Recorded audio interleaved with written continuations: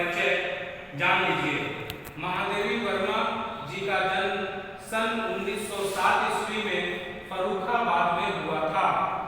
बाल्यकाल से ही इनका झुकाव काव्य की ओर था।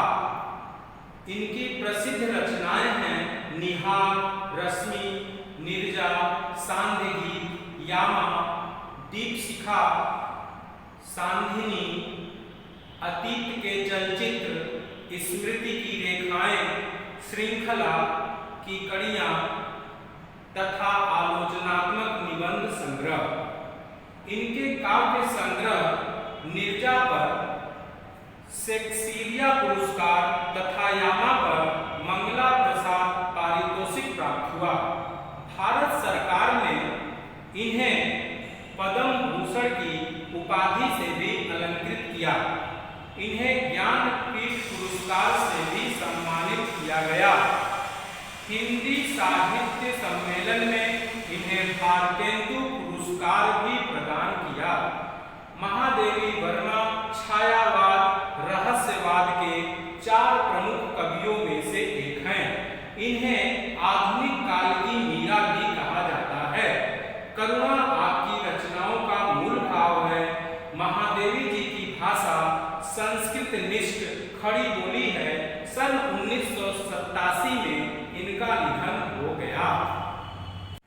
जाग तुझको दूर जाना है के पहले पद्यांश चिर सजग आंखें उन्नीदी, आज कैसा व्यस्त बाना, जाग तुझको दूर जाना।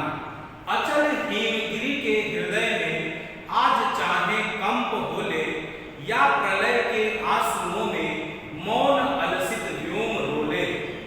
आज भी आलोक को डोले तिमिर की घोर छाया, आज या विद्युत शिखाओं में निठुर तूफान बोले। पर तुझे है नाश पथ पर चिन्ह अपने छोड़ जाना, जाग तुझको दूर जाना। जाग तुझको दूर जाना शीर्षक कविता में कवित्री ने मानव को जीवन पथ पर दृढ़ता, आत्मविश्वास एवं अविचल होकर बढ़ते रहने का संदेश दिया है। चिर सजग आंखें उन्नीदी, आज कैसा व्यस्त बाना। महादेवी वर्मा जी कहती हैं कि हे पथिक, तेरी सदा सचेत रहने वाली आंखों में आज आलस्य क्यों भरा है। आज कैसा व्यस्त बाना, आज तेरी वेशभूषा भी अस्त व्यस्त क्यों है।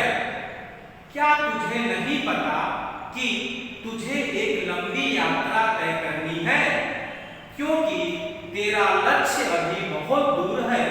अपनी मंजिल की ओर बढ़ते हुए चाहे कितनी ही बाधाओं का सामना क्यों न करना पड़े, चाहे अडिग रहने वाला हिमालय डोल उठे, अचल हिमगिरी के हृदय में आज चाहे कंप हो, आज चाहे हिमालय हिल जाए, या सदा शांत रहने वाला, या प्रलय के आंसुओं में मौन अलसित व्योम रोले। सदा शांत रहने वाला अलसाया आकाश प्रलय के आंसू बरसाए, अर्थात भीषण वर्षा करे। चाहे प्रकाश कहीं लेस मात्र न रहे, चाहे चारों ओर भरा अंधकार हो, आज भी आलोक को डोले तिमिर की घोर छाया, आज या विद्युत शिखाओं में निठुर तूफान बोले। आज चाहे चारों ओर घना अंधकार छा जाए, या बिजली की भयंकर चमक के साथ तूफान तुझ पर टूट पड़े, पर तुझे निरंतर आगे बढ़ते हुए विनाश और विध्वंस के बीच नव निर्माण के चिन्ह छोड़ जाना है। इसलिए हे पथिक, तुझे आलस्य का त्याग करना होगा, क्योंकि तेरा लक्ष्य बहुत दूर है। अतः तू जाग जा, तुझे अभी बहुत दूर जाना है। काव्य मंजरी के पाठ जाग तुझको दूर जाना है के पद में मैं आपको बता चुका हूँ कि इस गीत के माध्यम से कवित्री जीवात्मा रूपी पथिक साधक को साधना पथ पर बढ़ते समय अगणित कठिनाइयों तथा बाधाओं का सामना करते हुए निराश या हताश होकर न बैठ जाने तथा लक्ष्य की ओर आत्मविश्वास से बढ़ने की प्रेरणा दी है। नेक्स्ट पद में बांध लेंगे क्या तुझे यह मोम के बंधन सजीले, पंथ की बाधा बनेंगे तितलियों के पर रंगीले, विश्व का क्रंदन भुला देगी मधुप की मधुर गुनगुन, क्या डुबा देंगे तुझे यह फूल के दल ओस गीले, तू न अपनी छाह को अपने लिए कारा बनाना, जाग तुझको दूर जाना। कवित्री कहती हैं कि सांसारिक बंधन हमें बहुत आकर्षक लगते हैं। बांध लेंगे क्या तुझे यह मोम के बंधन सजीले, परंतु ये मोम की भांति हैं। ये सांसारिक आकर्षण जो हैं ये मोम की भांति हैं जो अत्यंत कोमल तथा बलहीन हैं। हे पथिक, हे साधक, तुम्हें इन बंधनों को तोड़कर अपने लक्ष्य की ओर अनवरत बढ़ना है। क्या तुझे तितलियों के रंगीन पंखों की तरह सांसारिक सौंदर्य मुग्ध तो नहीं कर लेंगे, तुम्हें मोहित तो नहीं कर लेंगे, तुम्हें भंवरों के मधुर गुंजन की तरह सांसारिक जनों की मीठी मीठी बातों से भ्रमित भी नहीं होना है, तुम्हें ताजे गीले और सुंदर फूलों की तरह सुंदर आँखों में आंसू देखकर द्रवित भी नहीं होना है, अपितु इन सब का मोह त्याग कर अपने लक्ष्य तक बढ़ना है और उस अज्ञात प्रियतम अर्थात जीवात्मा के पास पहुंचना है। हे पथिक, कहीं ऐसा न हो कि तू अपनी ही छाया से भ्रमित हो जाए, तुझे जागना होगा क्योंकि तुझे अभी बहुत दूर जाना है। जाग तुझको दूर जाना है। बांध लेंगे क्या पद में कठिन शब्दों के अर्थ सजीले मीन्स सुंदर आकर्षक, क्रंदन मीन्स रोना, मधुप मीन्स भौरा, कारा माने बंधन, पर माने पंख।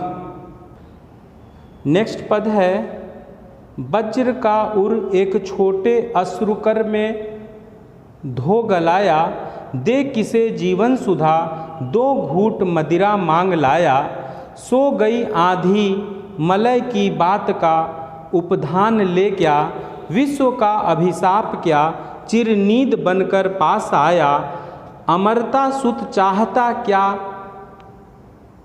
अमरता सुत चाहता क्यों मृत्यु को उर में बसाना, जाग तुझको दूर जाना।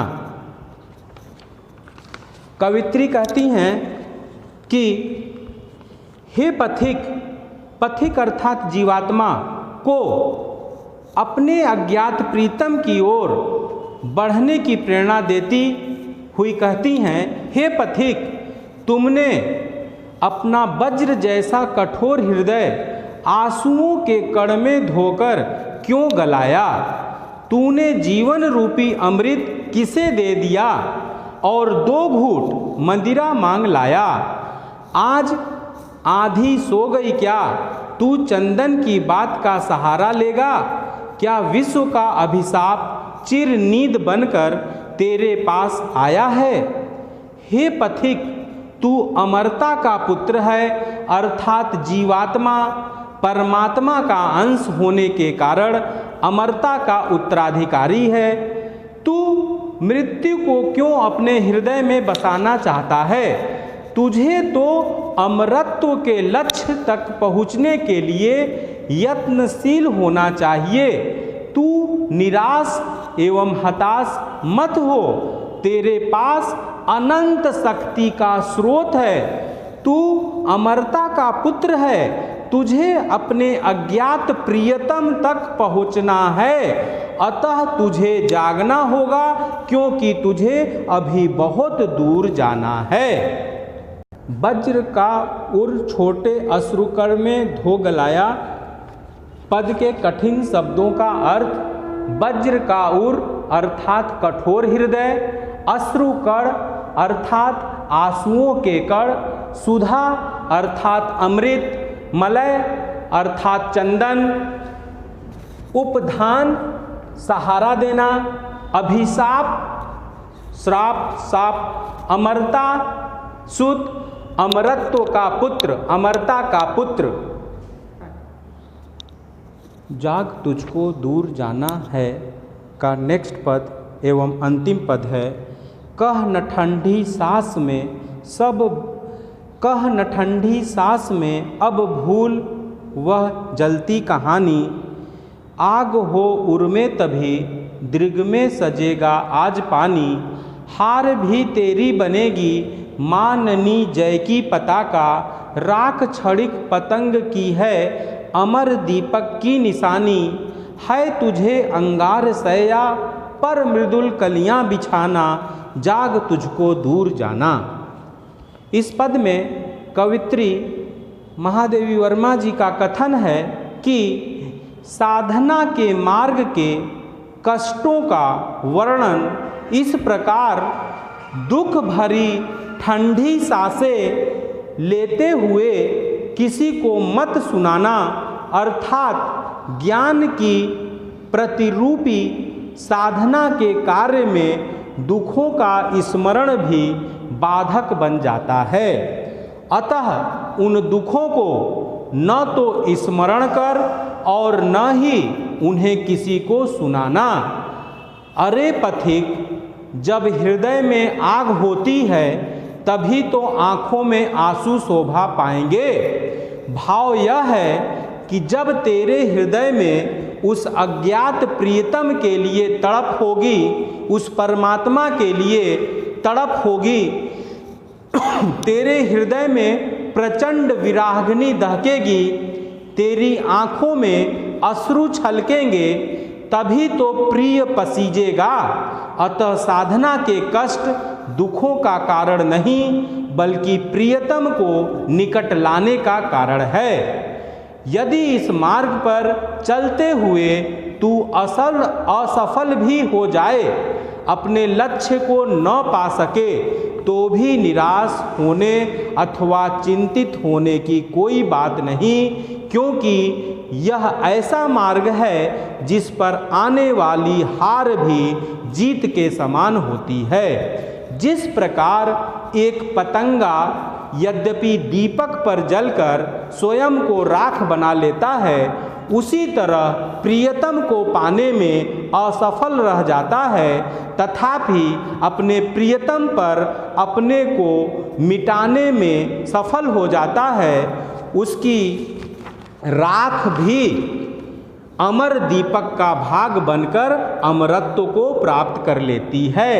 ठीक इसी प्रकार जीवात्मा भी अविनाशी परमात्मा पर अपने को मिटाकर पुण्य तथा गौरव की अधिकारिणी बन जाता है। तुझे तो साधना के पथ पर अपनी तपस्या की कलियां बिछानी है, फूल सजोने हैं, आग पर जलकर वे फूल भी गौरव का पात्र बनेंगे। इसलिए निराशा तथा आलस्य छोड़कर जाग जा, तुझे बहुत दूर जाना है। तुझे इसी जीवन में उस अज्ञात प्रियतम को प्राप्त करना है।